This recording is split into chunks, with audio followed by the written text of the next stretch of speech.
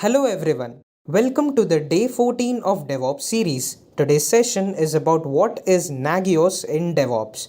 So let's check the agenda for this session. Firstly, we'll be discussing about what is continuous monitoring. After that, we'll be discussing about what actually Nagios is in DevOps. And then we'll be discussing about Nagios Architecture. After that, we'll be doing hands-on on how to create a monitoring service using Nagios. So that's all with the agenda. Let's begin the session. But before we begin the session, make sure to subscribe to our channel and press the bell icon so that you'll never miss any update from us. So guys, continuous monitoring is basically the process of continuously keeping a track of all the servers and the applications which are hosted on that servers and creating a log out of it, right? Now, how does it help? Basically, it helps in cases when your application transitions from an active to a critical state, right? And sometimes what happens is you're not on the application all the time checking whether your application is up or down. So your work is basically done by a tool which continuously checks whether the application is up or down. Right? If there are any performance issues, is there any non-responsiveness, is there any downtime, all of this is managed or is basically monitored by the continuous monitoring tool, right? Now, the moment application transitions from an okay to a critical state or a non-responsive state, there are a set of rules that you defined, right? For example, if it's unresponsive, probably a mail or a notification is triggered to the administrators, and basically what will the administrators, they'll properly restart the service or they'll restart the application, right?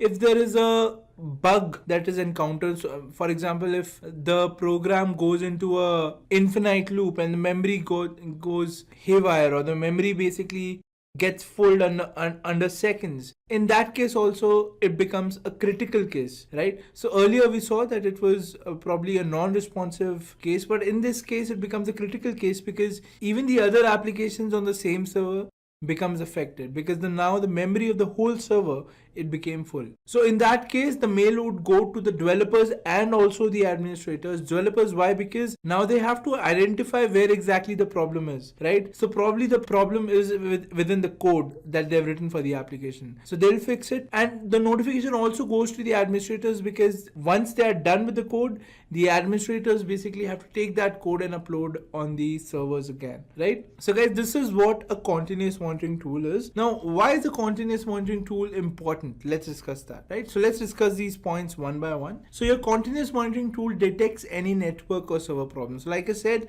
it continuously monitors all your services, all your applications, all your servers which are running and hosting your application, right? And it tracks for any kind of change, right? It generates a stream of log, and in that stream of log, the moment there is a change, the continuous monitoring tool automatically creates a notification or an email and send it to the specified contacts in the rule, right? So what kind of changes? It will look at any network or server problems. It will basically see all the security issues as well, right? For example, if someone is planning a DOS attack on you and they try to do that, they initiate attack. So your continuous monitoring tool, if you set up it with the correct configuration, it would be able to identify if a DOS attack is happening on your website, right? And continuous monitoring tool does not only help you to identify what just happened to your set of systems, right, or your server, it also helps you to identify what exactly caused that problem, which is very helpful, because now the developer knows exactly what has to be done, what has to be fixed. Rather than just saying that the application is down, your continuous monitoring tool will also tell you the details of the event which occurred, which is a great thing, because that would help us narrow down on the problem or the segment which basically caused the problem in the whole program, right?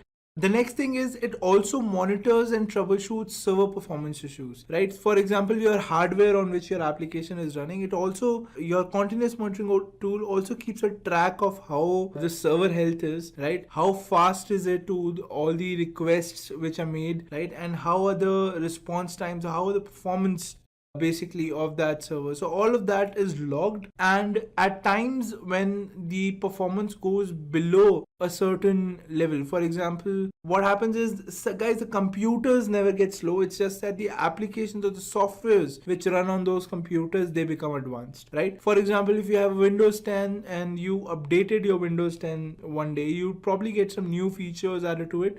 But with those new features, that particular operating system is now going to take up more processing power or more resources from the memory, etc., right? And this can cause a problem when you have servers which run 24/7 and have applications which get upgraded timely, right? In that case, you might have to change your server or system, or you might have to upgrade your hardware. So basically, your continuous monitoring tool can also help you in identifying when your system health goes into a critical state, so that you know that when you want to change that particular system, right? So guys, these were pretty much all the reasons that why continuous monitoring tool is so important, right? Why companies are preferring the last stage of their DevOps to be a continuous feedback cycle wherein they have put the continuous monitoring tools, right? So these were the reasons. Now moving forward, let's discuss continuous monitoring quickly using a DevOps life cycle. So we have discussed this diagram before, but let us just summarize what we just learned, right? So that we can picture it better while we are basically implementing our DevOps life cycle. So a developer does a commit on the version control system. The version control system basically picks up the code and deploys it on the testing server, right? The testing server does its test. If the test fails, the feedback goes back to the developer. In case the feedback doesn't fail, in that case, the code is again pushed by the CI server to the production server. And now from here, the continuous monitoring starts, right? So your continuous monitoring tool is basically going to check the server on which the website has been or the application has been hosted for any performance issues, right? It will check for network errors, etc., etc. So it will be on a vigilante mode in that case, right? And check for any faults in that particular application or the hardware on which it has been hosted, right? And the stream of logs that I was taking, so even if your systems are okay, the logs are continuously generated, right? And if there is any change in the log, a notification is basically passed on to the developer team, right? Now, based on the severity of the severity of the event which has happened, it could be a critical event, it could be a non-responsive event, it could be a minor event as well. So based on the events, we define rules. So if it's a critical event, we'll probably want to employ our solutions architect guy of our company as well. If it's a minor issue, probably only one or two administrators would be able to solve it. Either two administrators or one administrator and a developer, so that if that minor issue is being caused by some code which has been recently uploaded, only the developer can fix it, right? So all of this is followed, and keeping in mind all your organization needs, you create this life cycle, and continuous monitoring becomes an integral part of it, because without it, you will not be able to identify how well your DevOps life cycle is actually performing. Alright guys, so we saw that Nagios is one of the most popular continuous, or is one of the most, like, we looked at top 3 continuous monitoring tools and we saw that Nagios was one of them, right? And today in this module, we are going to discuss in detail about what Nagios is and how it works. So guys, Nagios is nothing but an open source software which helps us in continuously monitoring applications which are running on remote hosts, right? For this, Nagios follows a master slave architecture. There is one server on which Nagios is installed, and the others are basically just normal systems on which applications are running, right? So in order for this Nagios server to interact with the services which are running on some other server, you have to install some plugins on those servers, on those hosts which wants to get monitored, and these plugins are chosen based on the platform that they're running. For example, are they running a Windows platform, or are they running a Linux platform, right? Now, what all can you monitor with Nagios? So as you can see over here, you can create monitoring service for literally any kind of things. You can monitor printers, you can monitor applications, you can monitor switches, network switches, right? And you can monitor hosts, right? You can monitor literally anything in Nagios which is in the computer realm and is running on a remote host. what are the components of Nagios, right? So there are basically three main components of what make Nagios the most effective continuous monitoring tool. So the first component is the Nagios GUI, then you have the scheduler, and then you have plugins in Nagios. So let's understand this one by one, right? So let's first talk about the Nagios GUI, guys. So inside, basically the GUI is the web interface that Nagios offers you, and that is basically a dashboard for you on which you can monitor all the services which are running on different servers that you have attached to your Nagios server, right? And also you can have a look at all the hosts which are connected to your Nagios server, right? So along with checking them, you can also have a look at their status. You can also have a look at the logs. All of that is possible inside the Nagios GUI. So basically Nagios GUI acts as a front end for you, right? The second component is a scheduler, right? Now scheduler itself is again a very main centric component of Nagios, which basically does all the work of scheduling, right? So what has to be monitored and when exactly it has to be monitored. For example, you are basically monitoring the ping service of a server, right? Now, when do you have to manage it, right? So at what intervals you'll have to go ahead and check whether that ping service is working or not, and what exactly do you have to manage, right? If, for example, ping you have to manage, what all other services you have to manage, and what all servers you have to manage it on or monitor it on, right? So that all of this job is done by the scheduler, right? And then you have plugins. So basically, when you talk about monitoring hosts, talk about monitoring different servers. So if you have like 1,000 servers in your company that you have to monitor, it's not that you have to install Nagios on the servers that you have to monitor. For example, like I told you guys, you need a Nagios server. So your Nagios server will basically take care of all the monitoring part, right? And with your Nagios server, you attach your application servers, right? And your application servers are basically going to have some plugins. So you don't have to install Nagios on them, on the application servers. All you have to do is install a plugin on it, right? And those plugins are called NRPE plugins, right? You install it on them, and using the NRPE plugin, what the scheduler does is the scheduler basically sends a request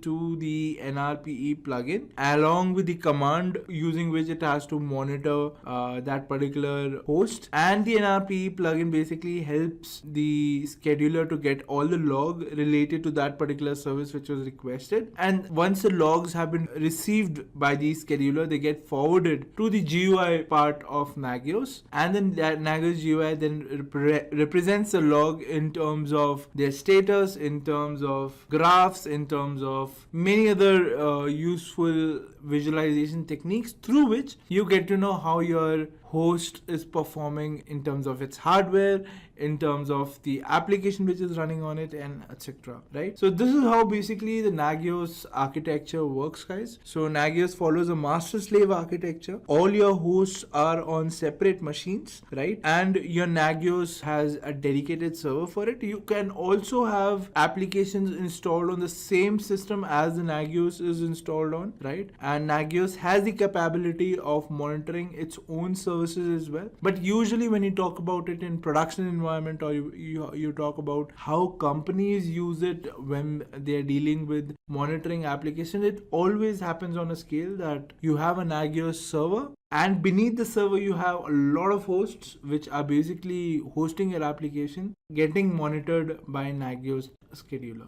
So let me quickly jump on to my browser so that you guys can see that we have two hosts right now, localhost and slave one. This we already did in the last session, where I showed you guys how you can add a host to the Nagios server, right? Which the host which is being monitored. So right now the status of this host is that it is up and running, right? Now what I want to do is I want to create a monitoring service which for an application which will be running on this slave. So what I'm going to do, if I go to services right now, I can see there are no services which are monitoring any application which is running on the remote host, right? So what I'll do is I'll first install a service called sudo apt get install Apache 2. I want to install an Apache service which I can monitor in Nagios for this particular server. Okay, so Apache is getting installed. Yes, so Apache is installed now. Now if I go to the browser, I should be able to see for the Nagios slave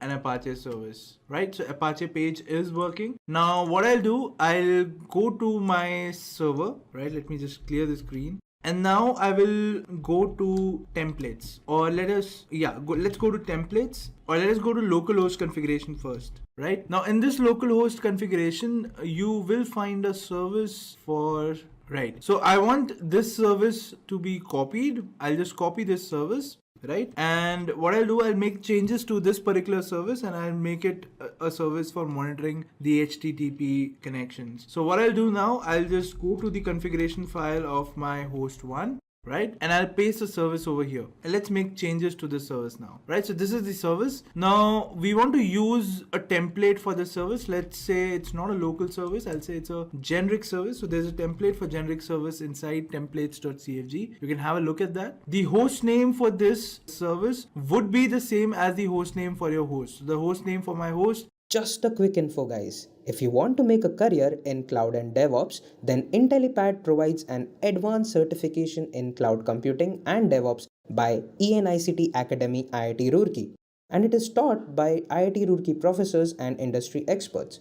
This course is designed to upskill and land your dream job. Is slave 1, right? So I'll write exactly slave 1 in my service as well. So I'll do that. I'll call it slave 1. Service description, what do I want this description for this service to be? Check Apache. Okay, and the command for this particular service would be check underscore HTTP, right? So this is the official command for checking the if anything is running on port 80 of any computer, right? So you can have a look. If you want to try some other application that you want to monitor, you can just Google out the service or the command that you would use over here to monitor that particular application, right? And most of the times you will get a command. In case you don't get a command, just Google how you can define a command for basically monitoring the application that you want, right? Now all you have to do is, if you find the right place where you just have to create a command, go inside commands.cfg, right? That is there in your etc directory. And inside the commands.cfg file, all you do is create that command, and which I'll show you in a moment, the way to create a command, and then you can use that command over here as well. So check underscore HTTP is already a command which is existing in my Nagios server, and I'll show you the definition of this particular command when we go in commands.cfg. For now, the service is ready. So what I'll do, I'll just save the service, right? And now I'll just restart the server. So for restarting, this is the command. I'll pass this command. So my Nagios server is now restarted. Now if I go inside hosts, I can see slave 1 is up. Now if I go inside services, I can see that slave 1 now has a service which is in the pending state, right? So what will happen, it will basically take like 2 minutes for this to refresh and to check whether a service is actually running on port 80 of slave 1. Okay, so let's give it that time and then check after some time. Alright guys, so as you can see, the service that we defined is now under the status of OK, right? So now my service is running fine, and you can check the status over here that HTTP is OK, and 11,192 bytes were responded back to the request in 0.002 seconds. So you can get all the performance details here. You can see that the service is up and running since the past 5 minutes. So I think it took around a good 2.5 minutes for the service to turn green, because Nagios took that time to basically analyze if the service is healthy or not. Alright. Now similarly, if I disable the service, you will be able to see that in another 2 minutes, this server will go into critical state. Right. So let us do that. I'll just go to my terminal and I'll say sudo service apache 2 stop.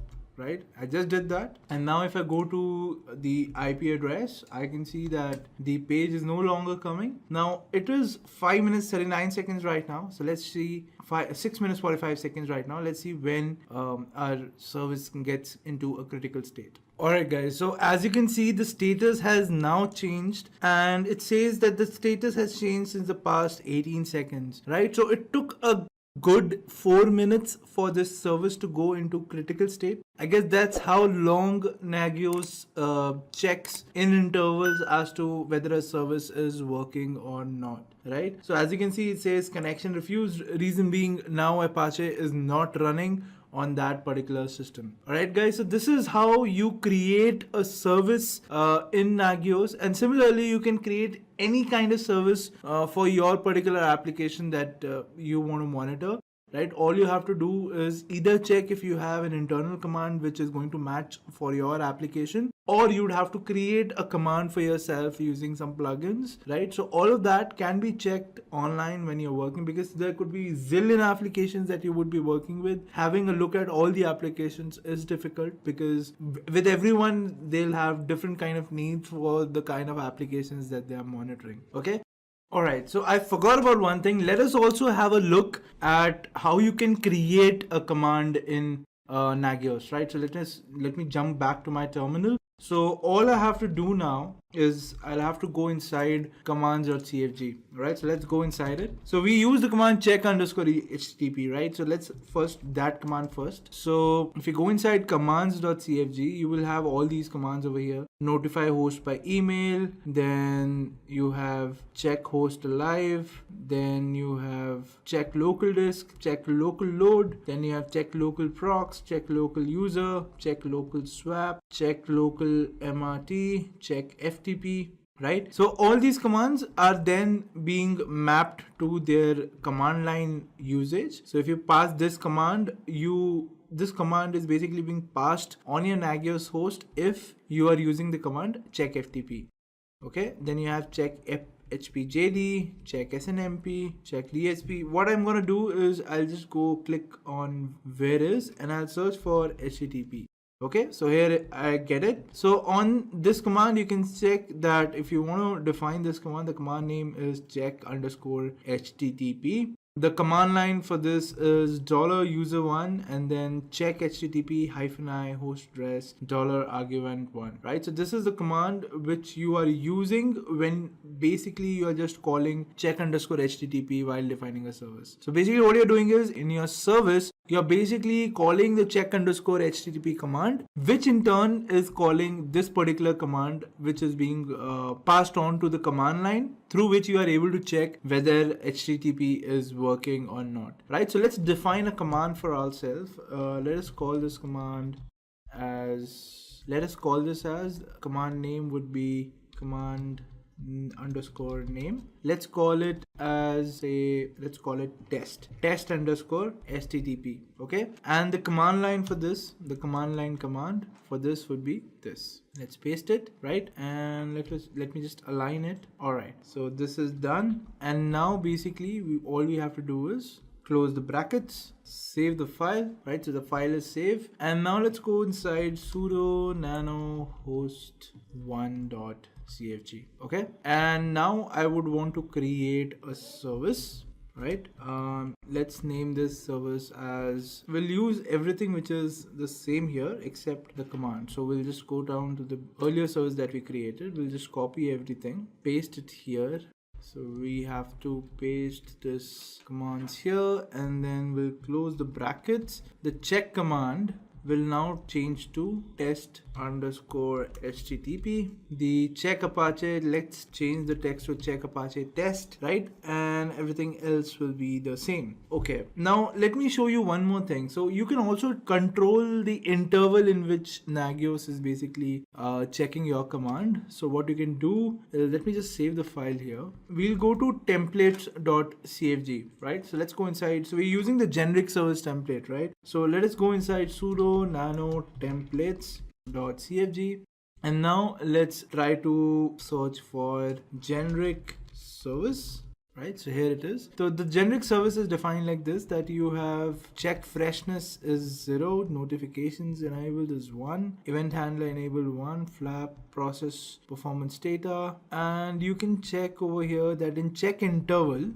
it's 10 minutes, right? And the retry interval is 2 minutes. So if the service is normally functioning normally, in that case, it should check for the freshness of the service, or check whether the service is again working or not in 10 minutes from the time that the service goes down. So let us change this to 1. Or what you can do is you can also change this when you're calling this service. So let's change it over there. So basically you have to remember that this keyword, which is check underscore interval and retry underscore interval. Okay, so let's go out. We're not going to change anything here. What I'm going to do is I'll go to sudo nano host 1 underscore cfg, and now in the service I'll specify retry underscore interval, and I'll give that number to be, say, 1 minute, right? Similarly, what I'll do, I'll say check underscore interval, and I'll again specify it to be 1 minute. So every 1 minute, even if the service is up and running, it will check if the service is running now. If not, it will retry again to check the service whether it's up again or not in the another 1 minute. So with this, you should get a faster response onto when your service will become okay on your Nagios dashboard. All right, so we have specified this. So we have changed the services. So let's save the file now. So I'll save the file like this, and now I'll restart Nagios. So let's search for that command. Here it is. I've restarted Nagios. And now if we go inside the browser, here's my browser. What I'll do is I'll do a refresh. I'll go to services. And now I can see there are 2 services which are running. So because we stopped the Apache service on our server, that's why it is saying it's in a critical state right now. So what I'm going to do, let me go here and okay, so we'll start Apache server, but first let's wait for this pending state to become to critical. So what I'll do, I'll just click refresh once again. I'll go to services and let's wait for this service to become critical. In that case, what I'm going to do, we're going to see that in how much time it becomes okay from the time when we basically up the service. All right, so let's wait for this to become critical. All right, so as you can see, the service is now critical, and what we can do now is we'll go to this system and we'll start the service now. So I'll start the service like this, right? So this service of mine, which is check Apache, is basically working at 10 minutes interval and 2 minutes retry time. On the other hand, this service, which is check Apache test service, is retrying at every 1 minute and checking the service also at every 1 minute. So let's see if there's a difference that we see over here. So we'll just refresh it and see which service becomes up and running again.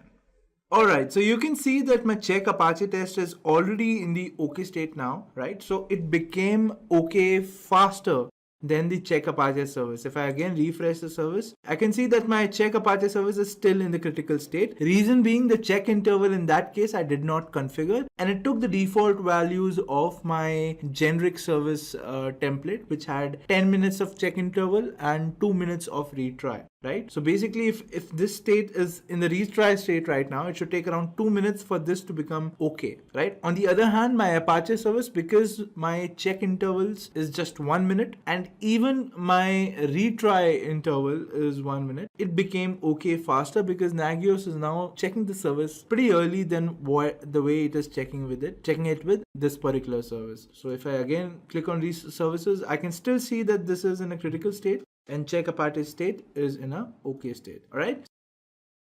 Let me quickly jump on to my AWS Management Console to basically launch a server over there, right? So here's my AWS Management Console, guys. I'll go into running instances. I'll click on launch an instance, select the operating system that I want, which is Ubuntu, select t2.micro because in that case it will be fall under free tier. Then go to security group, select a security group which is open. So for me, it's this one. You can also select a security group if you have already created, or create a security group which basically should have all the ports open to the host that you're basically going to connect to Nagios, right? And if not all ports, specifically the ports that Nagios work on, they should be enabled on that, right? So once you select the desired security group, just select your keep here and click on launch instance. So while your instance is being launched, let us label this instance as Nagios-1. Alright, now my instance is being launched, so let us go to our running instances. And while this is being launched, let me just quickly open my putty tool. So here is where I'm gonna enter my IP address. So let me just refresh it. So it has started running. Let's copy the IP address, go to my putty tool, paste the IP address, click on open, and let's see what happens now. So I click on yes. So my instance is ready. It asked me for the login. Alright, so here I am. So the first thing that I'm going to do is I'm going to update the machine using sudo apt-get update. So my machine is now getting updated. Now guys, what I've done is I've already noted down some commands which will help us install Nagios. So here they are, right? So we have updated the machine. The next step is to install the required softwares which would support running Nagios. So the softwares will now get installed. So let us give it this time for it to install all the software. Alright, so my softwares are installed. Our next step would be to add a user for Nagios. So I've done that. Let's add a group also for Nagios. That is also done. Next step is to do a little modification to the group and user. So basically we have added this user to this group. That's done. Now let's download the Nagios core file. File is downloaded. Now let's unzip this file. File is unzipped. Now let's go inside this version. So you're inside the directory now. And now let's configure all these files with the metrics of the username and the command that we're going to pass with it, right? So it's configured. Now let's build this project using the make command. So the project is now being built. Now once it's built, we'll start installing it using sudo make install. So this might take a while, so let's wait. Alright, so my files have been built. Now let's install them. Files have been installed. Now let's install the additional things as well, such as command A, install init, and install config. Alright, so they're installed. Now let's go ahead and do some modification to our Apache website, add the user for Apache. Alright, so this is done now. Our next step would be to install the required plugins for Nagios to work as expected. So plugins basically give us the advantage of additional features which get attached to Nagios once we install the plugins. Alright, so we're inside the Nagios plugins folder. Let's configure it with the usernames. And now let's build the project. Alright, so my files have been configured. Now let's build them, and now let's install them. Alright, so they have been installed. Now let's make some changes to our Apache software. Let's configure a password for Nagios. Password would be this. Pass this command. And now let's restart Apache 2. So Apache 2 is restart. Now let's create the Nagios service. And let's copy this code from over here, save the file. Now let's enable the Nagios service so that it gets started even when we restart. And finally, let's start the Nagios service now. So the Nagios service is now started, guys. Now what we can do is we can go to the IP address of my server with /Nagios. Now it'll ask the username and the password. The username would be Nagios-admin and the password would be this, right? So the username could be Nagios-admin without the hyphen, password would be this. Alright, right. So now we have successfully installed Nagios on our server, guys, and this is how the GUI looks like. And if you have a look at the hosts, so right now it is monitoring itself because localhost is listed over here and the status is up, right? Everything seems fine. So guys, this is how Nagios looks like on the GUI side, right? In our next session, we are going to discuss the different components that Nagios has. We're going to dive a little deeper into, the Nagios hood and see what kind of different things we have under it, right? Just a quick info, guys. If you want to make a career in cloud and DevOps, then Intellipaat provides an advanced certification in cloud computing and DevOps by ENICT Academy IIT Roorkee, and it is taught by IIT Roorkee professors and industry experts. This course is designed to upskill and land your dream job.